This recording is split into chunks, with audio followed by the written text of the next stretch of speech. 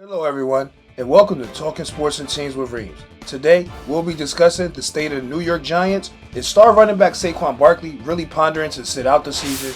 After that, we're going to head on over to New York/New Jersey's other team, the New York Jets. As former Super Bowl MVP, quarterback Aaron Rodgers takes the field for the team's first practice. Then later, I have a special guest dropping by, a pioneer of American sports entertainment. I'm going to be down with him for a little bit. I think you guys and ladies will definitely find the interview interesting. Plus, we'll break down some of the sports world newest technology. This thing is taking over sports entertainment. I'll give you a hint, it's not artificial intelligence. All this and more coming up on Talking Sports and Teams with Reams. Yeah! The New York Giants made some roster moves over this past week. Big Blue added depth at wide receiver, signing veteran 34-year-old Cole Beasley. Beasley played for the Dallas Cowboys from 2012 to 2018. From 2019 to 2021, he played with the Buffalo Bills. Brian Daboll was the Bills' offensive coordinator during Beasley's stint with the Bills. Daboll is now in his second year as the Giants head coach. Beasley and Coach Daboll will now reunite in New York. Beasley had 556 catches for 5,744 yards and 34 touchdowns in his career. Saquon Barkley, the Giants franchise running back, is frustrated with the team, to say the least. The two sides failed to reach a long-term deal in the offseason, leading the Giants to place a franchise tag on Barkley. Barkley has yet to sign the tag. Dan Benton of the Giants Wire, USAtoday.com, reported on July 21st that Barkley intends to skip training camp and preseason with multiple failed attempts to get a long-term deal done with the Giants. Giants fans, the coaching staff, and much of the NFL world now wonder, has Saquon Barkley already played his last game in the New York Giants uniform? You kind of get lost in that. You get caught up in playing a game, getting caught up in having fun, and just going out there and doing something you've been doing since you're a little kid. And that's the beauty of it, but at the end of the day, there's a business side of it. And it forces you to grow up and mature, and you got to see it. You can't just see it one-sided, you got to see it both-sided. But at the end of the day, like I said, I'm not trying to reset the market. I want to be a Giants for life. And some of the numbers out there are truthful, but it's also misleading. Last season, Barkley rushed for over 1,300 yards, ran for 10 touchdowns, and led the team with 57 receptions. If Saquon was to sign the franchise tag, he will make $10.1 million this season. The 26-year-old will be tied for the 8th highest paid running back of the 2023 season. Tony Pollard of the Dallas Cowboys and Josh Jacobs of the Las Vegas Raiders are also set to make $10.1 million this season, according to Yahoo Sports. Christian McCaffrey of the San Francisco 49ers and Alvin Kamara of the New Orleans Saints are the only two backs in the NFL that will earn more than $12 million in the 23-24 season. Injuries have plagued Barkley in the past. In 2019, 1 year removed from winning Offensive Rookie of the Year honors, Barkley suffered a high ankle sprain early in the season and was out much of that year. He tore his ACL week 2 of the 2020 season, which abruptly ended Barkley's season. Since being drafted in 2018, Barkley is just outside the top 10 in his total rushing yards, according to StatsMuse. He rushed for 4,249 yards, which places him at number 11, but nevertheless, the Giants have made their decision, and we can only wait to see how Barkley continues in response. We're going to now head on over to the New York Jets, where the team began its first training week. CBSSports.com reported 3 fights occurred during the Jets' practice Saturday.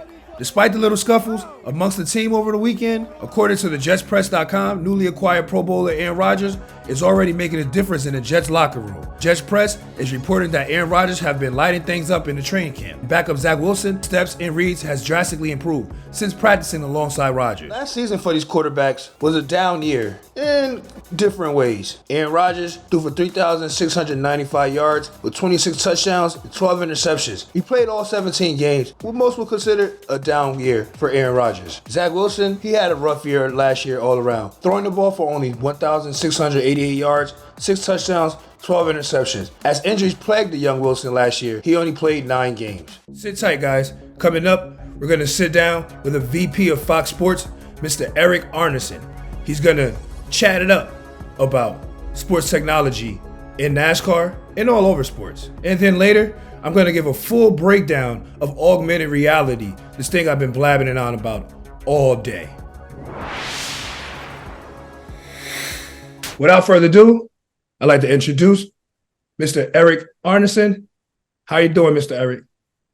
Hey, Sean. Thanks very much for having me. I look forward to talking to you. Thank you.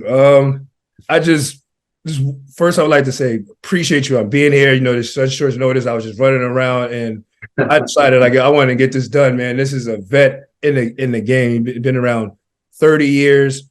You covered and did work around like the Super Bowl, the FIFA World Cup, the MLB All-Star Game, just all of these things, and you had a lot of accolades. So I just would like for you right now, could you kind of explain to the listeners and the viewers what exactly it is that you do now in Fox Sports currently in Charlotte, North Carolina, as the VP of Media Relations? Yeah, Sean, and my current role, I kind of handle the media relations, meaning talking about anything special we're doing with new talent, with new technology, with our scheduling, things like that, trying to get outside media to talk about or report on things that are important to us here at Fox Sports. And the areas that I cover right now are motorsports, which for us right now includes mainly NASCAR and the NHRA drag racing series. But I also work with Major League Baseball program here. I work with Bassmaster Fishing. So a lot of different little things. And one of my favorite things to work on is kind of all things production technology. So a lot of the news that you may have seen about us using drones or virtual reality and things like that, those are things that I work on as well. And so if people wanted to get into do any kind of work with NASCAR, whether through technology or racing or fixing cars or anything like that, how would someone go about doing that? it's an interesting model, Sean, because unlike Major League Baseball or the NFL, where the league is the main player, with NASCAR, each of the race teams is an independent contractor. They race in NASCAR, but they're not officially NASCAR teams. You know, Hendrick Motorsports is a separate entity. You know, Roush Fenway Keselowski is a separate entity. Penske is a separate entity. They're not franchises necessarily of NASCAR. So you wouldn't necessarily go through NASCAR to work for a team. You would go through the team to work for a team. Bubba Wallace, when he took the stand in for as far as the Confederate flag, and I know as a black man seeing that, it was really cool to see how people who make the rules and things like that of that nature of NASCAR, how they made it was a real swift decision how they was like, okay, we're just gonna get rid of the Confederate flag. How did you feel about that? You being around the game, or you being around the track for that long?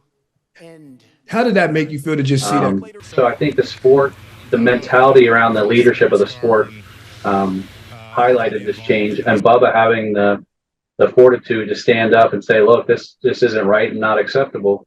It gave them the leverage to do that. And I think, you know, you have to applaud Bubba for doing this and for taking all the heat that goes with it, carrying that on his shoulders. But having the sport stand behind him was so key. You know, had he come out and said that, and the sport said, look, we're going to let people do what they want at the racetrack, you know, it would have been a different story. So I think it signals a growth for the sport. It's, you know, creating a more inclusive environment. Mr. Eric Anderson, thank you for coming out to the show. It was a pleasure having you on the show. Thank you, Sean. Appreciate it. What is augmented reality? Augmented reality, Google will tell you, a technology that Premium possesses a computer-generated image on a user's view of the real world, thus providing a composite view. A combination of virtuality and the real world means you're augmenting reality. For instance, if you ever watch a Carolina Panthers game and see the Panther running around the stadium, that Panther isn't there, but technology makes the image of a Panther visible. Everyone attending the game, watching it on TV, can see the same thing. NFL and NBA live games use augmented reality quite often. They do so comparing things like player stats, team stats, etc. Weather report channels use augmented reality as well. For all you non-sports people, we don't discriminate here on Talking Sports and Teams with Reams. Nowadays, when watching the weather report, it can seem like an event. Essentially brings the weather to the news set. Hurricanes and tornadoes make those shots that much cooler. Unfortunately, for years, sports games designers have gone above and beyond to make the game seem like the real thing. Well, rumor has it, 2020 and the pandemic sparked the augmented reality wave. Content creators figure ways to bring the video games to us. When we watch sports events today, it gives a gamer feel with real people as the graphics. Thank you everyone for joining the show. It's been a pleasure. I hope to see you next time. My name is Sean Reams, and this has been Talking Sports and Teams with Reams. Yeah.